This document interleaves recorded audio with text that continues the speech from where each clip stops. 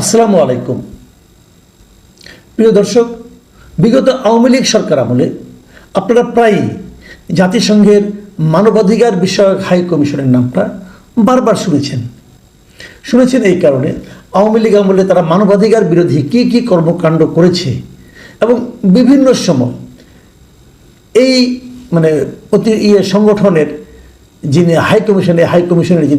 High commissioner Falkirk Turk, কেউ কেউ বলে ভলকার তুর্ক, উচ্চারণটা আমি ঠিক জানি না। আমাদের প্রথম আলো দেখি লেখে ফলকার তুর্ক এবং অন্যান্য পত্রিকা লেখে ভলকার তুর্ক।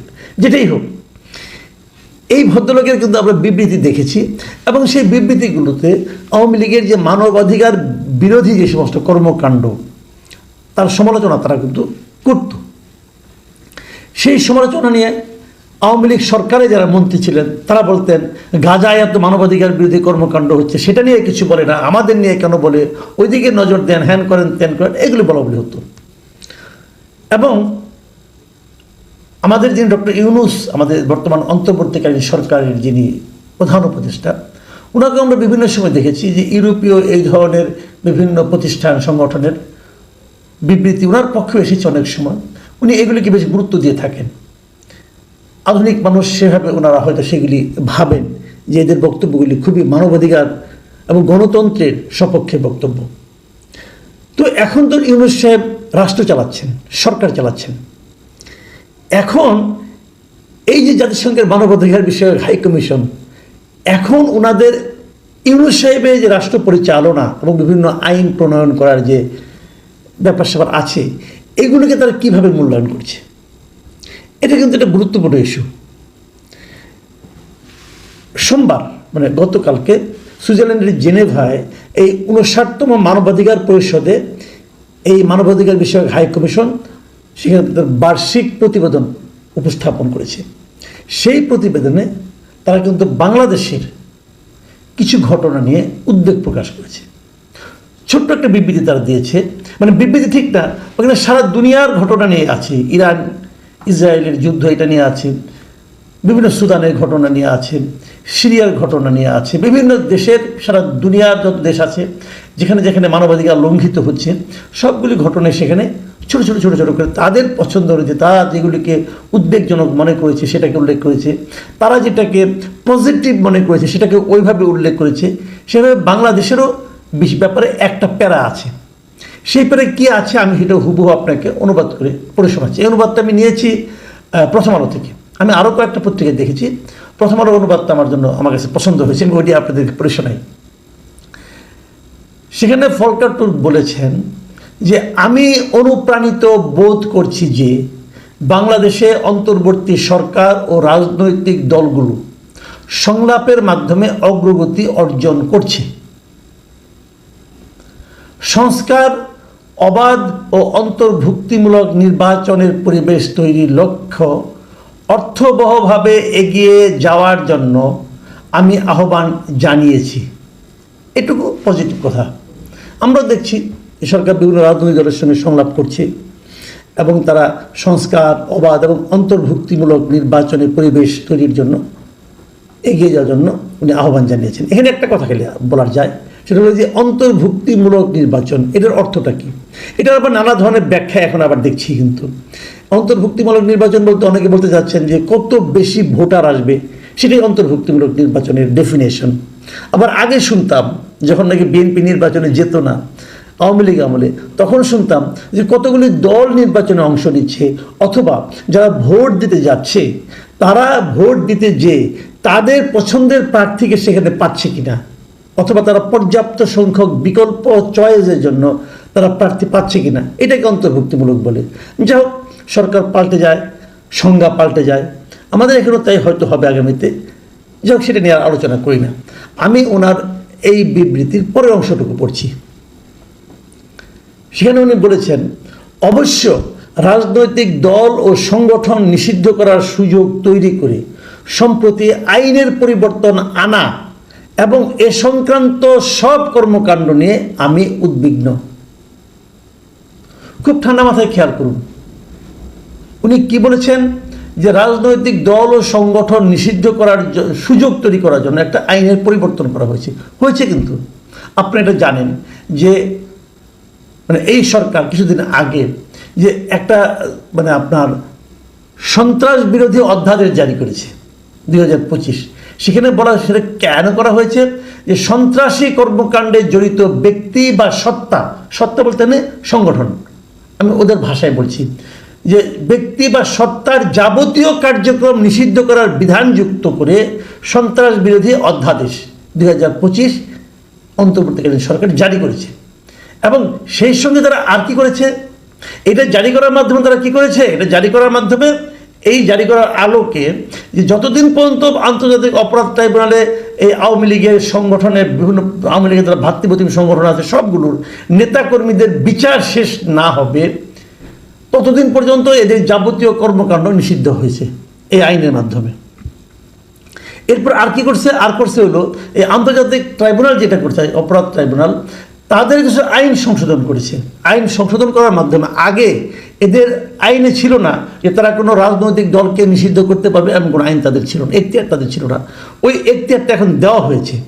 সেখানে বলা হয়েছে আন্তর্জাতিক ট্রাইব্যুনাল যদি মনে করে যে কোনো রাজনৈতিক দল তার অঙ্গ সংগঠন বা সমর্থক গোষ্ঠীকে তারা চাইলে শাস্তি দিতে পারে, মানে শাস্তি দেওয়া মানে কি নিষিদ্ধ করতে পারে, আংশিক নিষিদ্ধ করতে পারে, কর্মকাণ্ড নিষিদ্ধ করতে পারে, অনেক কিছুই করতে পারে।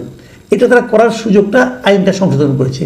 এই যে আইনটাকে সংশোধন করা, এই যে অধ্যাদেশ জারি করা, এইটার ব্যাপারেই কিন্তু এই ভলকার তুর্ক বলেছেন যে রাজনৈতিক দল ও সংগঠন নিষিদ্ধ করার সুযোগ তৈরি করে সম্প্রতি যে আইনে পরিবর্তন আনা হয়েছে এবং এ সংক্রান্ত সব কর্মকাণ্ড মানে এই আইনের আলোকে যে রাজনৈতিক দলগুলোকে যে রাজনৈতিক কর্মকাণ্ড নিষিদ্ধ করা হয়েছে, এখন আপাতত তারা রাজনৈতিক কর্মকাণ্ড চালাতে পারবে না, এই যে এইগুলো হলো সব কর্মকাণ্ড, এই সব কর্মকাণ্ড নিয়ে উনি উদ্বিগ্ন।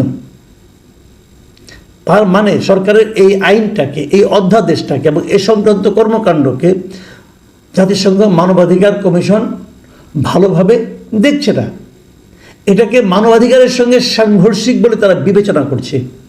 তারপরে উনি শেষ বাক্যটা এভাবে লিখেছেন, এটা অন্যায্যভাবে সংগঠনের স্বাধীনতা, মত প্রকাশের স্বাধীনতা ও সমবেত হওয়ার স্বাধীনতাকে সীমিত করবে। মানে এই আইনটা হলে সংগঠন করার স্বাধীনতাকে সীমিত করে দিবে, মত প্রকাশের স্বাধীনতাকে সীমিত করে দিবে এবং একসঙ্গে কিছু লোক একটা বিষয়ে আলোচনা করার জন্য সমবেত হবে, সেই সমবেত হওয়ার স্বাধীনতাকেও সীমিত করবে। কথা কিন্তু পরিষ্কার। এই কথাগুলো পশ্চিমা জগতের কাছে খুবই প্রিয় ব্যক্তিত্ব ডক্টর মোহাম্মদ ইউনূস কিভাবে দেখবেন, কিভাবে মূল্যায়ন করবেন? উনি কি বুঝতে পারছেন যে ওনার অবস্থানটাকে উনি টেনে কোথায় নামিয়ে নিয়ে যাচ্ছেন? ওনার কর্মকাণ্ড নিয়ে জাতিসংঘ মানবাধিকার হাইকমিশন এখন সমালোচনা করছে। এই সমালোচনাটা উনি অর্জন করেছেন। এটা কি শেষ বয়সে এসে ওনার অর্জন করার কথা ছিল না। যে কাজটা উনি করতে যাচ্ছেন এটা তো বোঝাই যাচ্ছে এই আইনটা সংশোধন করা হয়েছে আওয়ামী লীগকে এবং তার অঙ্গ সংগঠনকে নিষিদ্ধ করার জন্য। এটা বোঝাই যাচ্ছে, বুঝতে কোনো কষ্টকর হওয়ার কথা না। ভলকার তুর্ক যখন কষ্ট হয় নাই, আমাদের নাকি কষ্ট হবে? আমরা তো এখানেই বসে আছি।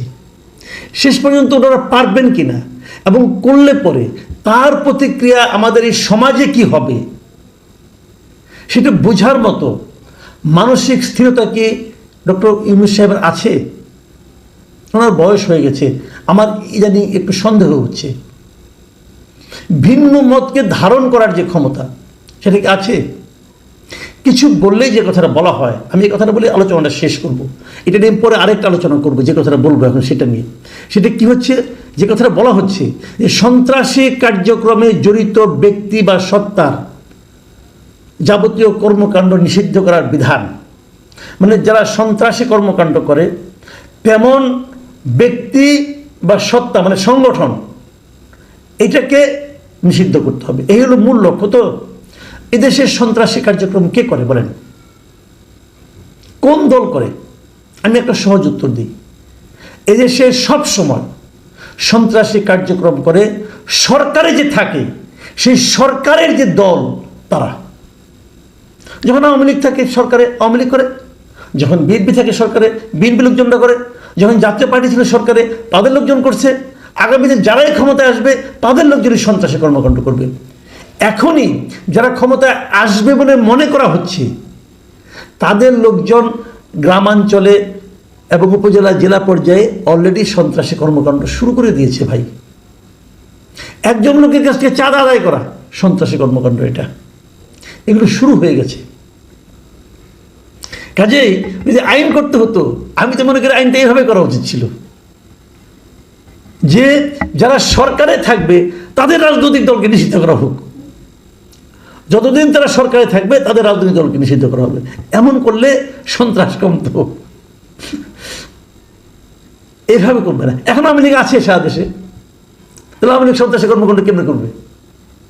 আওয়ামী লীগ যখন বলতো যে বিএনপিরা সন্ত্রাসী কর্মকাণ্ড করে, জামাত করে, তখন আমাদের কাছে হাস্যকর মনে হতো। কেন? কারণ বিএনপি এবং জামাত তো নিজের জীবন রক্ষার জন্য দৌড়ের উপরে থাকতো, তারা সন্ত্রাসী কর্মকাণ্ড কখন করবে?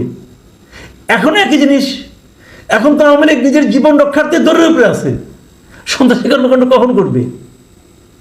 কাজে এই যে সিদ্ধান্তটা সরকার নিয়েছে, আইনটা সরকার করতে যাচ্ছে, করেছে অলরেডি এবং আইনের প্রয়োগ হচ্ছে এখন, এটা যতটা না সন্ত্রাসী কর্মকাণ্ডের হাত থেকে জাতিকে রক্ষা করার জন্য, তার চেয়ে বেশি একটা বিশেষ দলের প্রতি তাদের যে প্রতিহিংসা চরিতার্থ করার মনোবাসনা, সে কারণে হচ্ছে।